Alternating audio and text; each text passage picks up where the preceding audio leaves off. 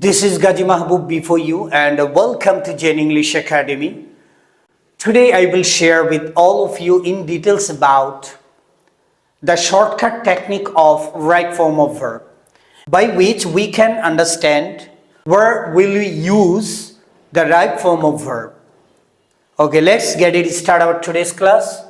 Right form of verb ব্যবহারের প্রথমত দুটি অভিনব টেকনিক আমরা শিখে নেই।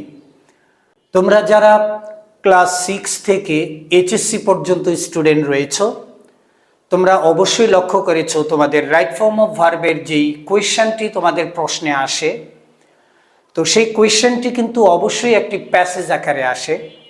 সেই প্যাসেজের ভিতরে গ্যাপগুলো থাকে যে গ্যাপের মধ্যে তোমাকে সঠিক ভার্বের ফরম্যাটগুলো ইউজ করতে হয়। তো তোমাকে প্রথমে দেখে নিতে হবে সেই প্যাসেজটা যদি অতীতের কোনো ঘটনা নিয়ে লেখা হয় তো সেই প্যাসেজে ব্যবহৃত সকল ভার্বগুলো পাস্ট টেন্সে হয়ে যায়। আর যদি প্যাসেজটি লেখা হয় পিতামাতার প্রতি আনুগত্য, ছাত্র শিক্ষকের সম্পর্ক, বৃক্ষরোপণ, সংবাদপত্র পড়ার গুরুত্ব, শারীরিক ব্যায়াম এবং প্রচলিত কোনো বিষয় নিয়ে যদি লেখা হয় সেই প্যাসেজে ব্যবহৃত সকল ভার্বগুলো হয়ে যাবে প্রেজেন্ট টেন্সে। তো চলো আমরা 6টা টেকনিকের মাধ্যমে সে বিষয়গুলো আরো ক্লিয়ার হয়ে নেই। 6 techniques of right form of verb. Technique 1, সে 5টি পয়েন্ট আমরা খাতায় লিখে নিব এবং সেগুলো মেমোরাইজ করে নিব। Number 1, preposition plus V1 plus ING. তোমরা সকলেই জানো প্রেপজিশনের পর যদি তোমরা কোনো ভার্ব পাও সেই ভার্বটা অবভিয়াসলি আইএনজি যুক্ত হবে, তোমাকে ওই ভার্বের সাথে আইএনজি যোগ করতে হবে।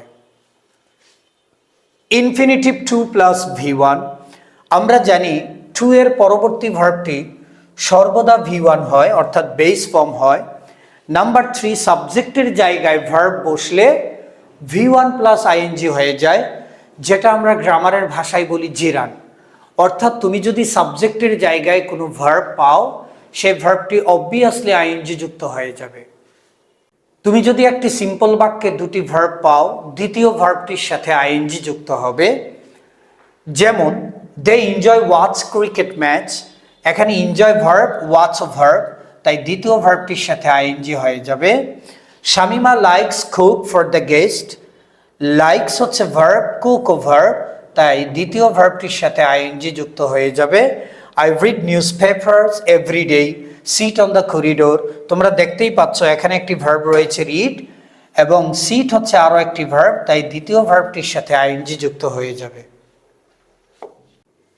পয়েন্ট 5, তুমি যদি কোনো সেন্টেন্সে এই ফ্রেজাল ওয়ার্ডসগুলো দেখতে পাও যেমন with a view to, look forward to, get used to, addicted to, close to, would you mind, can not help, could not help, object to, confess to, devoted to, committed to, তো মনে রাখবা ইত্যাদি phrasal ওয়ার্ডসগুলোর পর সর্বদা V1 plus ING হয়ে যায়। Let's see some examples. তোমরা দেখতেই পাচ্ছ এখানে উইথ আ ভিউ টু রয়েছে, তাই এখানে V1 এর সাথে আইএনজি হয়েছে।